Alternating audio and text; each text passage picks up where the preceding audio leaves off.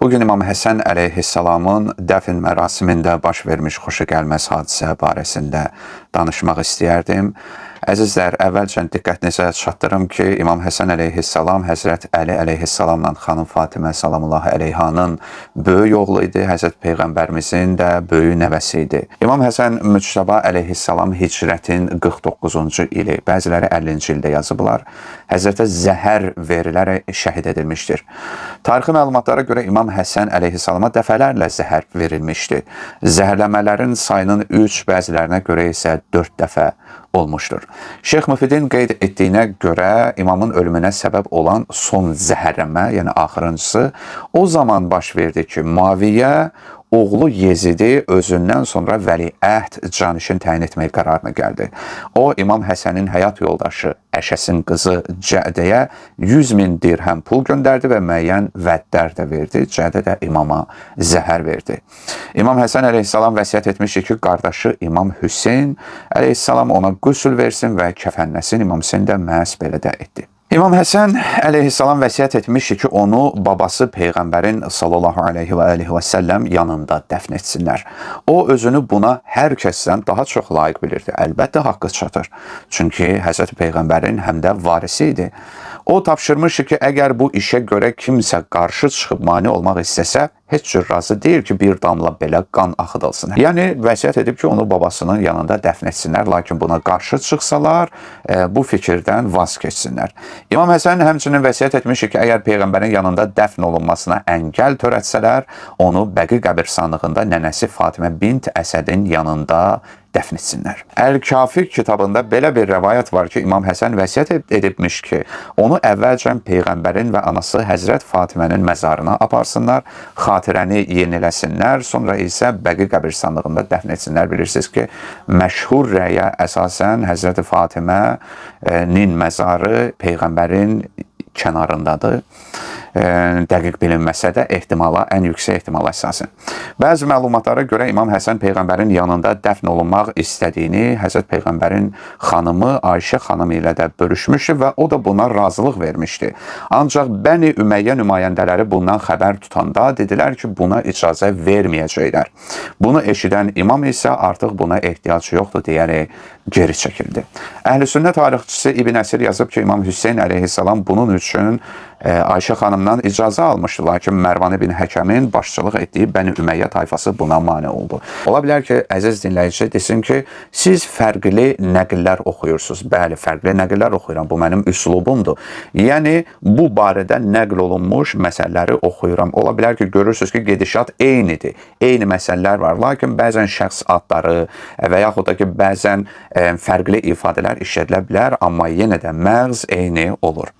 Deməli, 3-cü xəlifə Osmanın kürəkəni Mərvan ibn Həkəm Bəni Üməyyə nümayəndələrini başına yığıb İmam Həsənin Peyğəmbərin yanında dəfn edilməsinin qarşısını alan adam idi. Yəni, bu Mərvan ibn Həkəm, kimdir bu Mərvan ibn Həkəm? Kimdir bu 3-cü xəlifə Osmanın kürəkəni? Kimdir ki, bu qədər də söz sahibinə çevrilib? Bədbəxtlik, İslam ümmətinin bədbəxtliyinə baxın ki, Həzrət Peyğəmbərin vəfatından elə də çox böyük bir il keçməyib. Görün, kimlər artıq stol başında söz sahibi kimi özlərini aparıblar. Deməli, Mərvan ibn Həkəm, Həkəm ibn Əbül-As ibn Üməyyənin oğlu idi. Yəni, həm də 4-cü Əməvi xəlifəsi hesab edilir, Mərvanilər sülaləsinin də banisi idi. Bu Mərvan uşaq vaxtı atası Həkəm ibn Əbül-As ilə birlikdə Peyğəmbərin əmri ilə Taifə sürgün edilmişdi. Bu ayrı məsələdir ki, Peyğəmbər niyə bu 2 nəfəri atabalanı qovmuşdu, sürgün eləmişdi. Lakin buna baxmayaraq, Peyğəmbərin belə bir qəti əmri olmasına baxmayaraq, 3-cü xəlifə Osman ibn Əffan tərəfindən yenidən Mədinəyə qaytarıldılar, ata və oğlu. Və xilafət aparatında da işə başlamağa başladılar. Yəni, Peyğəmbərin sürgün etdiyi şəxsləri 3-cü xəlifə gətirdi, həm kürəkəni oldu Mərvan, həm də onlara aparatda bir vəzifə mənsəb verdi. Bu Mərvan Cəməl və Siffin döyüşlərində Osmanın qisasını almaq bəhanəsi ilə İmam Əliyə qarşı döyüşdü.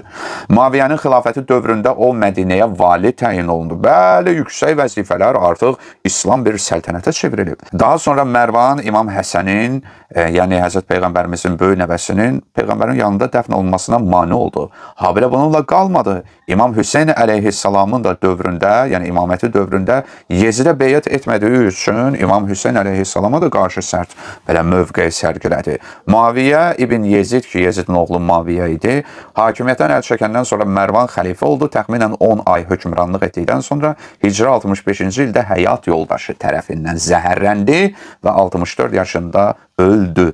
Ondan sonra da oğlu Əbdülməlik xəlifə seçildi. Xəlifə seçildi, daha doğrusu ki, xəlifə oldu. Əzizlərim, keçək mətləbə. Həm şiə, həm də sünni mənbələrin Mərvanın istidlalını, dəlil gətirməsini belə çatdırıblar ki, o deyirdi, Osman Bəqi qəbirstanlığının ucqar yerində dəfn olunduğu halda Həsən ibn Əlinin Peyğəmbərin yanında dəfn edilməsinə biz heç cür razı ola bilmərik. Abi, sən kimsən?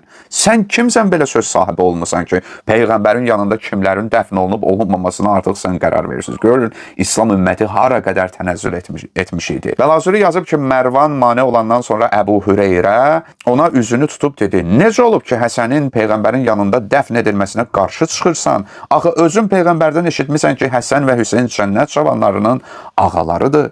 Bəzi rəvayətlərə görə Mərvan ibn Həkəm İmam Həsənin Peyğəmbərin yanında dəfn olunmaq istədiyini eşidən kimi dərhal Muaviyyəyə xəbər verdi. Muaviyyə də ona tapşırdı ki, bu işə bütün gücü ilə mane olsun.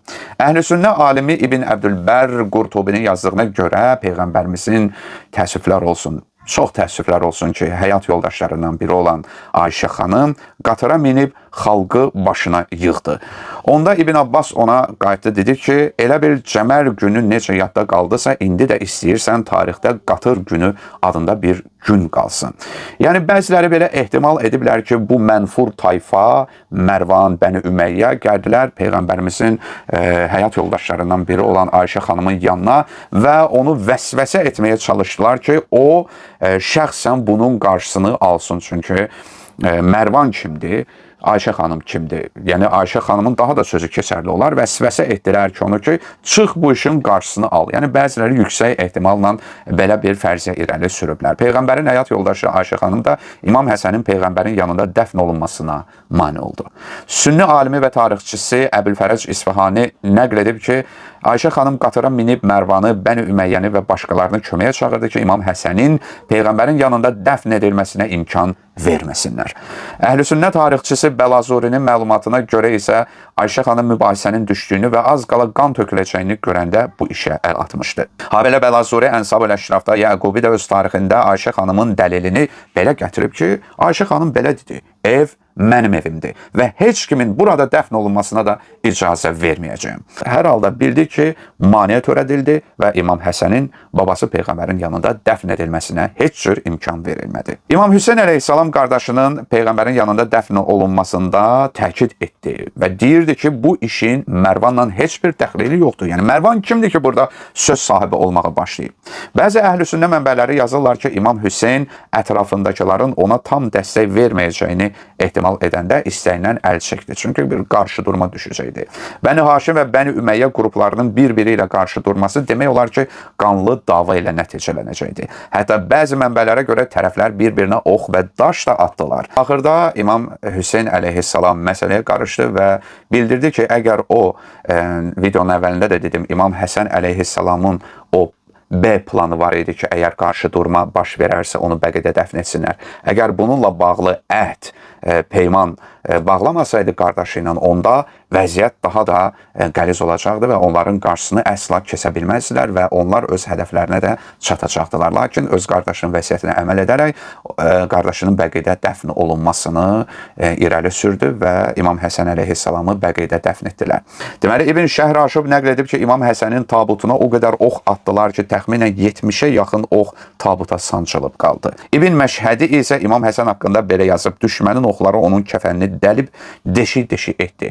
Əlbəttə, Peyğəmbərlə bir ömür döyüşən Əməvilər, daha sonra Həzrət Əli əleyhissalamla döyüşənlər, İmam Həsən əleyhissalam, İmam Hüseyn əleyhissalam kim idi onlar üçün? Onların da belə məmnuniyyətlə qanlarını tökərdilər. İstər diri olsunlar, istər cənazəsi olsun. Nəticədə İmam Həsən Bəqi qəbirstanlığında nənəsi Fatimə bint Əsədin yaxınlığında torpağa tapşırıldı. Uzun illər orada böyük bir məqbərə də var idi ki, şeklində paylaşıram.